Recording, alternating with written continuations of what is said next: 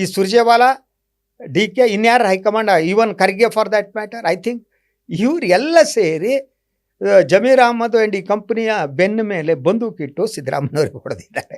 Okay, Siddaramaiah ಅದನ್ನ ಅಷ್ಟೇ ಸುಲಭವಾಗಿ ತಿರುಗು ಮಾಡಂಬಿಟ್ಟು ಇವರಿಗೆ ಮುಟ್ಟಿಸ್ತಾರೆ. ಸಿದ್ದರಾಮಯ್ಯನವ್ರನ್ನ ಕಡೆಗಣಿಸಿದ್ರೆ ದಾವಣಗೆರೆಯಲ್ಲಿ ಆಗೋ ಕಥೆನೇ ನಿಮ್ಗೆ ಆಗುತ್ತೆ. ಪರಿಣಾಮ ಏನಾಗುತ್ತೆ ಅಂದ್ರೆ, ಈಗ ಬಿದ್ದುಬಿಟ್ರೆ ಬೀಳೋದಕ್ಕೆ ಸಿದ್ದರಾಮಯ್ಯನವರೇ ಕಾರಣ, ಅವ್ರ ಬೆಂಬಲಿಗರು ಅಂತ ಆದ್ರೆ ಆವಾಗ ಅವ್ರ ಗುಡ್ ಬುಕ್ ಅಲ್ಲಿ ಇಟ್ಕೊಳ್ಳೇಬೇಕಪ್ಪ. ನಾಳೆ 20 ಅಂದ್ರೆ KN ರಾಜಣ್ಣ ಬಲಿಪಶು ಆದಂಗೆ ಜಮೀರ್ ಅಹಮದ್ ಖಾನ್ ಬಲಿಪಶು ಆಗ್ತಾರ ಸರ್? ಆಗಲ್ಲ. ಈಗ ಜಮೀರ್ ಬಗ್ಗೆ ನನಗನ್ಸೋ ಹಾಗೆ ಅವ್ರ ಮೇಲೆ ಕ್ರಮ ತಗೊಳ್ಳುವ ಸಿಚುವೇಶನ್ ಇಲ್ಲ. ಅದಕ್ಕೆ 2-3 ಕಾರಣ ಇದೆ. ಒಂದು, ಈಸ್ ವೆರಿ KC ವೇಣುಗೋಪಾಲ್ಗೆ ಹತ್ರ ಆಗಿದ್ದು ಒಂದು, ಸಿದ್ದರಾಮಯ್ಯವ್ರಿಗೆ ಹತ್ರ ಅನ್ನೋದು ಒಂದು.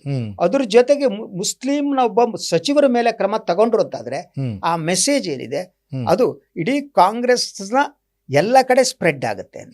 ಮತ್ತು ಅವರ ವೋಟ್ ಬ್ಯಾಂಕ್ ಏನಿದೆಯಲ್ಲ ಅಹಿಂದ, ಅದು ವಿಘಟನೆ ಆಗೋದಕ್ಕೆ ಪ್ರಾರಂಭ ಆಗುತ್ತೆ. ಅಹಿಂದಲ್ಲ, ಅಲ್ಪಸಂಖ್ಯಾತರಷ್ಟೇ. ಯಾಕಂದ್ರೆ ಇವರು ರಾಜಣ್ಣನ ಮೇಲೆ ಆಕ್ಷನ್ ತಗೊಂಡಿದಾರಲ್ಲ ಸರ್. ಮುಸ್ಲಿಂ ಬೇರೆ ಆಗುತ್ತೆ. ಗೊತ್ತಾ ನಿಮ್ಗೆ, ಮುಸ್ಲಿಮರು 14% ಇದ್ದಾರೆ. It's not A small thing. ಮತ್ತು ಮುಸ್ಲಿಮರಲ್ಲಿ ಸ್ಪ್ರೆಡ್ ಆಗೋದಿರುತ್ತಲ್ಲ, ಒಗ್ಗಟ್ಟು ಜಾಸ್ತಿ ಇದೆ. ಒಗ್ಗಟ್ಟು ಜಾಸ್ತಿ. ನೀವು ಎಲ್ಲೋ ಮಸೀದಲ್ಲಿ ಶುಕ್ರವಾರ ಭಾಷಣ ಹೊಡೆದು ಬಿಡ್ಬೋದು. U see that is the thing.